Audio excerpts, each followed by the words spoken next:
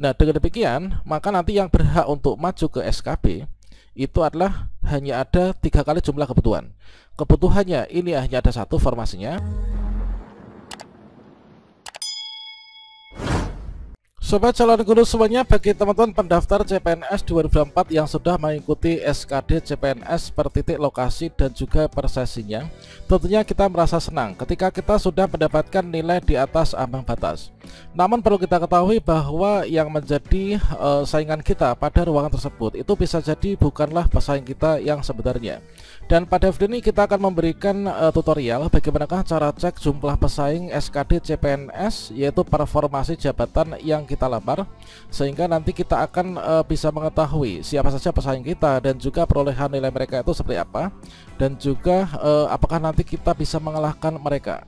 Nah, tentunya di sini kita nggak boleh senang dulu ya bagi teman-teman pelamar CPNS yang memperoleh nilai di atas passing grade CPNS 2024. Dan kira-kira bagaimanakah cara mengetahuinya? Silahkan simak video ini sampai selesai. Namun sebelum kita lanjutkan, perlu saya ingatkan, bagi teman-teman yang mungkin baru pertama kali menemukan channel Calon Guru ini, silakan klik tombol subscribe-nya dan aktifkan notifikasi loncengnya, sehingga jika Calon Guru menyajikan update informasi terbaru, kalian tidak akan ketinggalan informasi. Baiklah sobat calon guru semuanya, seperti yang kita ketahui bahwasanya di sini pemerintah sudah menetapkan nilai ambang batas atau passing grade SKD CPNS 2024. Kita ambil saja misalkan untuk yang kategori pelamar umum ya. Untuk TWK itu minimal 65. Kemudian untuk TIU minimal 80 dan juga untuk TKP itu minimal ada 166. Nah, tentunya teman-teman ketika memperoleh nilai, yaitu pada saat kita mengikuti ujian CAT BKN, maka di sini misalkan saja di sini kemarin tuh saya mengikuti tes yang ada di titik lokasi ini, yaitu misalkan di bagian Kanrek BKN Surabaya yang titik lokasinya itu adalah kebetulan di Madiun misalkan. Yaitu di sini ada sesi 1, kemudian saya tanggal 21 Oktober.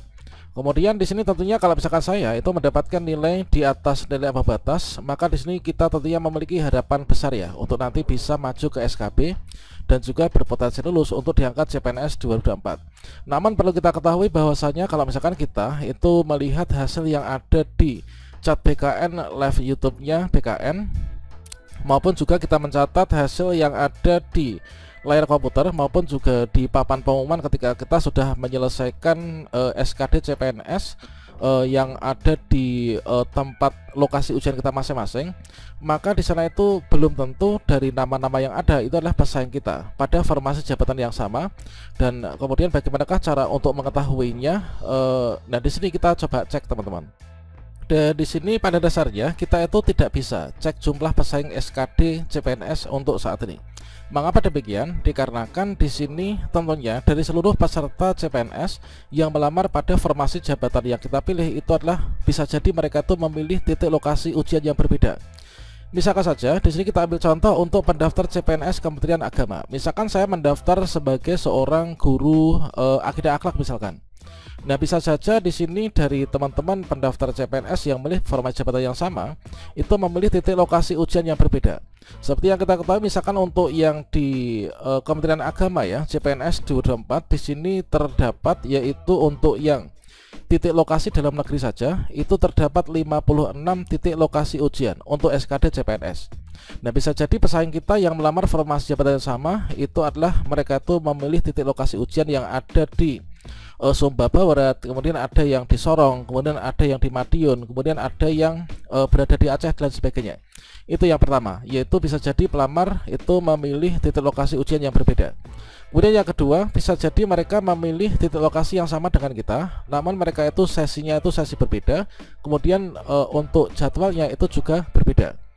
Nah, seperti yang kita ketahui bahwasanya untuk jadwal SKD CPNS di sini kan dilakukan yaitu rentang waktu ya, yaitu antara tanggal 16 Oktober sampai dengan tanggal 14 November 2024. Bisa jadi pesaing saya itu dia tuh ikut ujiannya di tanggal 16, bisa juga tanggal 17, bisa juga tanggal 4 November dan sebagainya. Nah, ini. Kemudian untuk yang berikutnya bisa jadi mereka itu memilih atau ditempatkan untuk di ruang ujian tersendiri dan juga mereka pada sesi yang berbeda. Dikarenakan untuk pembagian sesi ini kan untuk yang selain di hari Jumat ya, Di sana itu terdapat dalam satu harinya itu ada 4 sesi teman-teman. Nah ini, jadi pada dasarnya untuk saat ini kita belum bisa untuk mengecek jumlah pesaing SKD saat ini. Nah kira-kira bagaimanakah cara akurat untuk kita mengetahui jumlah pesaing SKD CPNS 2024 yang sesuai dengan formasi jabatan yang kita lamar? Dan cara paling pasti atau cara paling akurat untuk mengecek jumlah pelamar yang mendaftar pada formasi kita, itu nanti kita bisa melihatnya itu pada saat sudah pengumuman hasil SKD CPNS 2024. Ya, pada nanti untuk pengumuman hasil SKD CPNS 2024 itu kan dilaksanakan tanggal 17 sampai dengan tanggal 19 November 2024. Ini nanti akan diumumkan oleh masing-masing instansi kita ya, instansi yang kita lamar. Jadi nanti kita bisa melihat untuk jumlah pesaing kita dan juga perolehan nilai mereka, rekapitulasinya itu berapa. Maka nanti akan disampaikan pada saat pengumuman hasil seleksi SKD CPNS 2024. Nah nantinya teman-teman di sini bisa melihat pada portal pengumuman instansi masing-masing yang dilamar untuk mengunduh yaitu hasil SKD CPNS. Sebagai contohnya adalah seperti ini. Nah misalkan disinilah merupakan rekapitulasi hasil seleksi kompetensi dasar pengadaan CPNS, misalkan saja untuk di Kementerian Agama.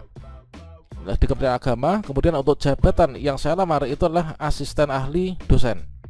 Kemudian lokasi formasi yang saya pilih itu adalah di sini, ini ya, Puja Mataram ini. Jadi saya nanti mendaftar di dosen yang ada di Mataram.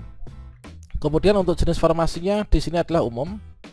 Ini adalah jumlah formasinya hanya ada satu ya, jumlah formasinya hanya ada satu. Dan selanjutnya di sini untuk kita melihat jumlah pesaing itu di sini. Yaitu untuk jumlah formasi yang diperebutkan ini hanya ada satu. Kemudian jumlah peserta yang mendaftar pada formasi asisten ahli jabatan dosen ini ada sejumlah 15 peserta.